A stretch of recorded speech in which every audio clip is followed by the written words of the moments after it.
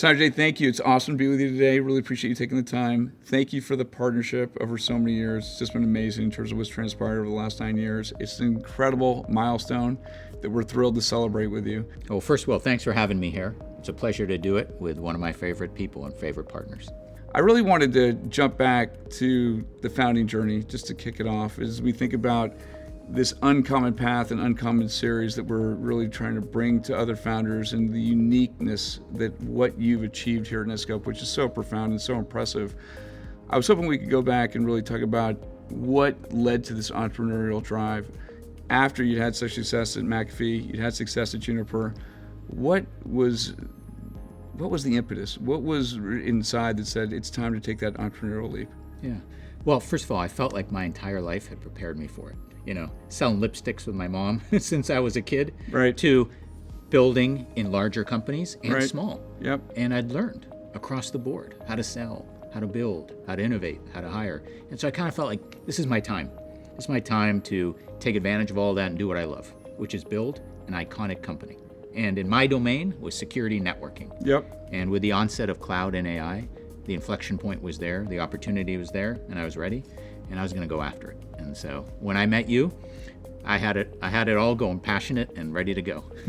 So. It's incredible. When we first met, you looked like you were in high school. I know you had a lot of experience. Wait, I don't? Yeah, you saying I got older? Well, no, you still do, Okay. but at the time you definitely did. Okay. And I remember this 9 years ago, like it was yesterday. And you were originally, focused on CASB and the CASB marketplace, and it was crowded. Yep. There were a number of different competitors in all different directions. And you had this vision and really this unique idea around how you were going to emerge from that space. Can you spend a little bit of time talking about what enabled you to really emerge from the masses and be that uncommon winner in such a crowded marketplace? And you weren't even the first one there by any means. Yeah, absolutely. I think it comes down to the vision that we always had to go long. Our view was, look, we're going to redefine security networking. Yep. We're not just going to be a CASB. We're not just going to cover cloud. We're going to cover all internet traffic. We're going to be the new on-ramp for enterprises. But imagine I walked into your office and I said, hey, guess what? We're going to be the new on-ramp for enterprises. All their traffic is going to go through us. And you went, wait, is it Netscape or Netskope? Right. Who are you, right? Right. And so when you go to a customer, you can't say that to them in the beginning. You're just building your credibility. And so what we decided was, look, we're going to go after cloud. And cloud is white space. It's greenfield. We can build our brand, get in, and then we can expand to achieve our true vision. And so for us, what let us get past CASB was the original vision, which is, hey, cover more than cloud. Cover more than just access, do data protection beyond. Right. And so having the long view, while they're having the pragmatic view of, hey, we got to get in with one thing first, that's what let us go beyond that. The company's expanded in so many different directions. It's a platform business. Everything that happened, certainly around network access, zero trust access, web gateway, it's just been ridiculous. When did you start to really roll those products through? When you talk about like, hey, we're going to focus on one thing, we're going to be great at one thing, but we're going to earn that opportunity. At what stage did that really begin to manifest? Yeah, so first of all, in an R&D footprint, we started in the beginning with the vision that we're going to build this broad platform. But we released, obviously, our first part. So we didn't have to do the re-architecture? Yeah, we didn't have to re-architect it. We knew that. We want to build it once. We want to go long, right, which requires a unique set of investors to realize that, hey, they're going to go long. They've got a grander vision. They're not going to drive it quarter by quarter. But go-to-market-wise, I would say it was really not till 5-6 years in where we could say to someone, hey, we have more, right? The rest of our vision is coming. Right. Here's module 2. Yep. Right? And really, if you think about it, it's really in the past 2.5, 3 years where half of our 20-plus products have been released. It's been amazing. And so it's the velocity of, hey, go long, build a platform, and then after you've done that, you can have a lot of velocity in the new product. One of the things we talk about building the platform, and I remember the very courageous board meeting you had where you said, hey, we need to build POPs, access, and network connectivity that's closer to the customer and do it globally. Yeah. And to do that was going to be a multi-$100 million investment journey that was going to take a lot of years and was going to require a different set of leadership. But we weren't going to rely on a third-party network. It was going to be a real source of differentiation. When you thought about building that differentiation and that taking that long view, what was required for the company to have that vision and then say, this is the only way we're going to do this if we're going to really be that emerging market winner that no one else can touch? Yeah, it's a great question, because I've always believed that in security, the paradox of security and networking is I add security and it slows things down. That's the view, always. That's always how it's been. And our vision was, I'm going to solve that paradox. And we're going to solve it for once, where the network folks go, wow, it's faster. And the security folks go, I got what I need. But to do that, I remember walking in that boardroom and I was thinking to myself, okay, I'm going to walk in a room and I'm going to tell them, after already expanding the platform, I'm going to go build one of the largest networks in the world.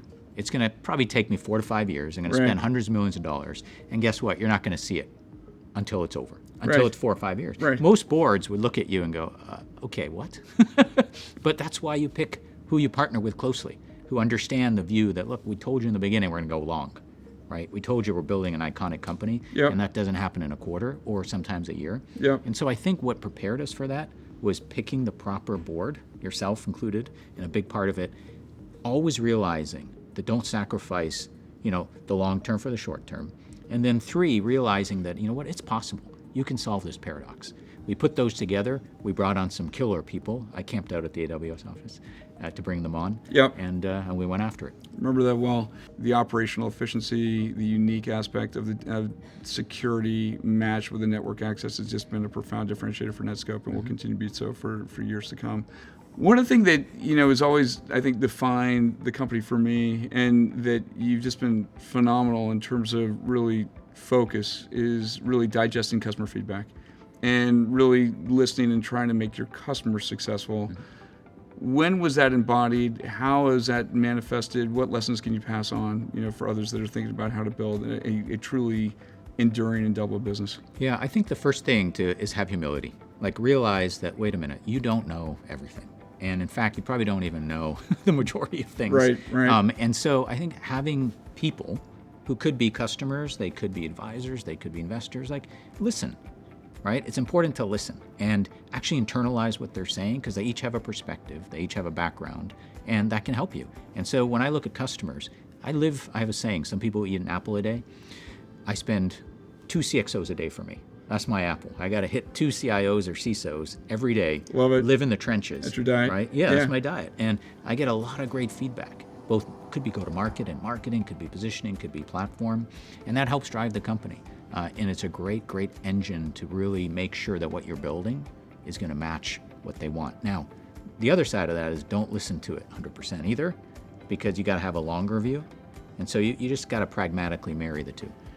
I think one of the interesting things that you just said as well is that you lead from the front. So it's not like, customers matter, but other people are doing it. It's actually like, if they see the example that you're manifesting in terms of your diet, and they understand the importance that you're placing on it, that's the example that you define for your culture as well. And so other people have fallen into, which is huge. Yeah, I think our leaders, who I'd put against anybody, they lead from the front. They know that what's expected, but more so, that's the people who we brought on. Right? They want to show by example. They want to be in the trenches. They want to live in the clouds, no pun intended. They want to live in both, live in the clouds and live in the trenches. Well, pun intended, pun accepted. So it's worked well. Let's shift a little bit to AI. So AI is totally redefining the landscape in a major way, everything around security. Can you talk a little bit about what the company's doing from an AI product perspective, and also how the company is ingesting AI and leveraging AI to make it more successful? Yeah, so first of all, we've had Netskope AI Labs for 7.5 years. Which has been amazing. Yeah. 5 years, no one cared. So I used to have these an folks. acronym that no one knew. Like, what's the I'd have these folks and I'd be like, no, nobody wants to talk to us. And now, man, they're the stars. Yeah, exactly. And so center stage. They are. And for 7.5 years, what did they do? They built neural networks. Like, they're not building foundation models. They're building like for data protection or threat protection or networking out. We built neural networks because they were the best way, married with other techniques, to solve the problem we have. And so we built 160 models. We have over 40 patents on them, and we use them in all our products. Now, that's one. That's how do we use it? And of course, on top of it, we build co-pilots now to make it easier for people to use the product. But in addition to that, what we're focused on is enabling companies to use AI. I have a saying that, when someone sits in a boardroom and asks a CIO or a CISO, can I do this? A CEO said, hey, I'd like to use cloud. I'd like to use this AI app. You don't say no, and you don't say yes. You say yes, and here's my guardrails I'm going to put around this usage. And so for us, that's what we do, is we enable people to use AI, and we put the guardrails around it. So you could say, hey, look, you can go to ChatGPT, only if it's a corporate instance, and you can't query with sensitive data. Like in a CEO in a boardroom or a CIO, that's what they would draw up. We let that happen. Right. And so the other big use is we've enabled over 1,000 customers to securely use generative AI. That's amazing. And how about from an internal perspective? Is our AI tools part of the go-to-market customer service, accelerated development function? How advanced do you think Netskope is on that front as well? I'd say, look, we use AI especially like in customer-facing functions. Like, for example, I may have smaller customers, right? And how do I automate their ability to get answers to questions and knowledge base? How do I automate even looking at my forecasts and pipeline? I mean, the reality is AI is built into every SaaS app now. You're in Confluence or you're in GitHub using a Copilot with your developers or looking at Cursor, right? So it's kind of infused everywhere. And so we let that happen. However, we run an AI governance council. We will never, ever train, on people's data and use it for somebody else. It's only, for that customer's use when they want it. Of course. And so we do have strict kind of governance on how we use it. So I'd say, look, we have a long way to go, but we're also being a little more pragmatic. So we take into account the security part of AI. Well, this is an incredible milestone for the business, for you, the team, our customers, our ecosystem. When you take the holistic view and take a step back and you think about the uncommon path that you have really created here, is there any single moment or any single lesson you'd pass on that has really enabled this to be the foundational pillar? Obviously, a lot of bricks laid and a lot of work along that journey. Anything in particular that stands apart in terms of really creating that uncommon path for you? Yeah, I think a couple. One is resolve.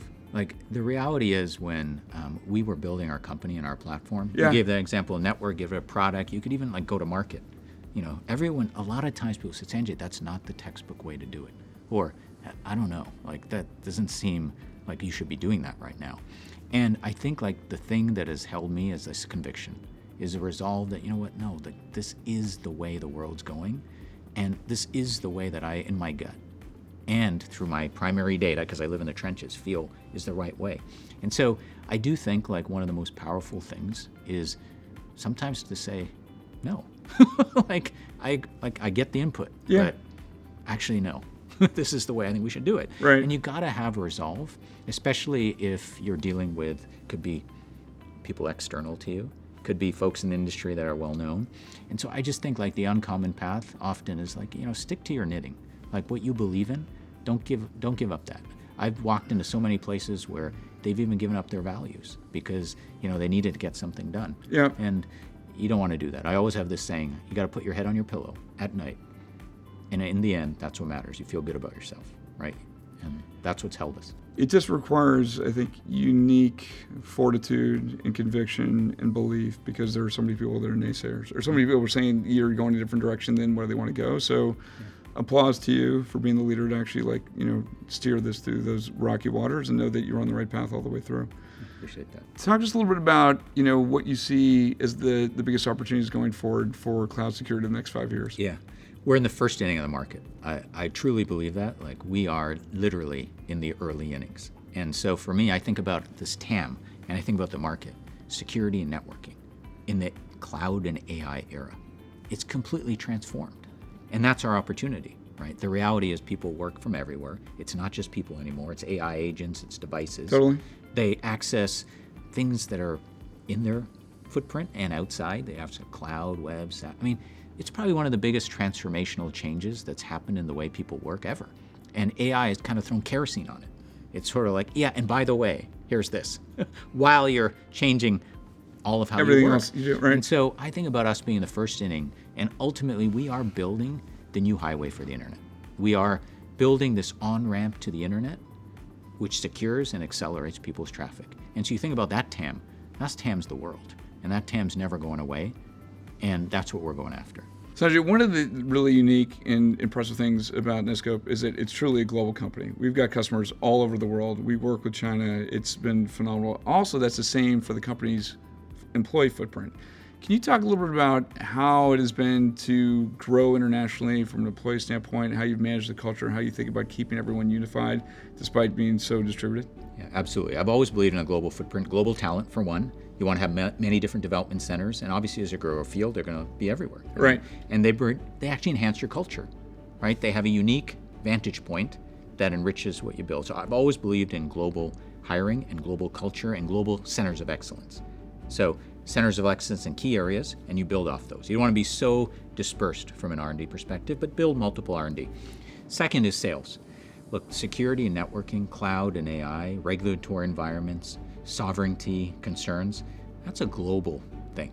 Right. And so when you look at Europe, I mean, in it, some of the biggest economies in the world, some of the biggest manufacturing, retail, financial services. You look at Japan. I went into Latin America early because I knew who was going to adopt cloud first and skip the legacy. That was them. And so really we are global since the beginning. I've always believed in that from an employee building and then always from a customer, because the problem we solve is universal.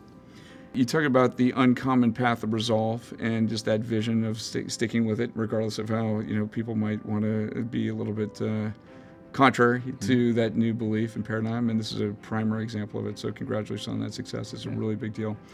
One of the question about ICONIQ, shifting back, talking about some of the different importance aspects of board members and investors. Can you talk a little about the engagement on the customer front in terms of helping the customer journey, whether it's introductions or support or anything that happened in that front as well? We'd love to hear any thoughts in that side. Absolutely. So what I found was, just through my own knowledge with investors, partners, others, was they're sometimes very good at like the East Coast financials, the top 10, or they're good in the West Coast, right? But it's actually, there's a 90% is beyond that. Right. And so what I found out with ICONIQ, I was like, wait a minute, how can they be one link away? And when we ask, hey, we're trying to get into this account, trying to get to this CXO or so on, they take that and they leverage the ICONIQ network in the right way, right, to help us. And what I've seen is I've never seen such diversity. The ability to get to so many different places other than the top 10 East Coast financials and the West Coast, right? The ability to do it internationally, not just in North America. That's hard, right? You look at most partners from an investor VC perspective, it's very US-centric, right? And so I think that diversity globally, that diversity beyond, the East Coast financials and a few West Coast mid-sized companies, that's been impressive. And then the fact that, hey, our team can raise any of those to you, and you'll be creative, and you'll figure out, okay, how could I help them here? And so the thing I love about ICONIQ is, and I still remember this day, one, throughout, like, every day, you guys are authentic, right? You tell us what you think. You're constructive and entrepreneur friendly. Like, you'll text me, you'll call me. You're helping us, right? You're not there in a boardroom to show and have showmanship or pontificate. You're there to help, right? And that's, for us, the most valuable, board member and most valuable partner. The other thing is, I still remember this day when I said, I can introduce you to some of my customers. I said, no, don't worry, Sanjay. We'll do that. And you gave me this report. And I don't know how big it was. It was like 80, 90 pages. And it was like Netskope. And I'm like, oh my goodness. Customers, marketing, a review of every part of us. And I looked at my people and went, this is better than anything we could ever create. And so the level of analytics that you have to look at something very, just properly and pump that out and show that to someone, I've never seen that. And so I really commend you on the integrity and the trust, and then your ability to really just consume and provide somebody some very detailed analytics that actually helps them versus, high-level kind of just pontification. That's been super valuable. Sanjay, this has been amazing. Really appreciate you taking the time. Thank you for sharing these lessons and really, a lot about the journey that you've achieved at Netskope. I think when we think about the uncommon path that, unique founders have been able to really define and redefine markets, you epitomize that in every possible way. In every part of the ownership of this business, you talk about things like the board and the investors, but it's really down to every brick, every employee, and every customer, and how you really owned it and defined it and really reestablished the possible. And could not be more excited to celebrate this milestone. It's a phenomenal achievement, but I know it's just the beginning. We have a long path ahead together and a long path ahead for Netskope. Thank you so much for taking the time. Thanks, Will. I look forward to many, many more years. It's going to be fun. Yeah, Take care. thank you. Awesome.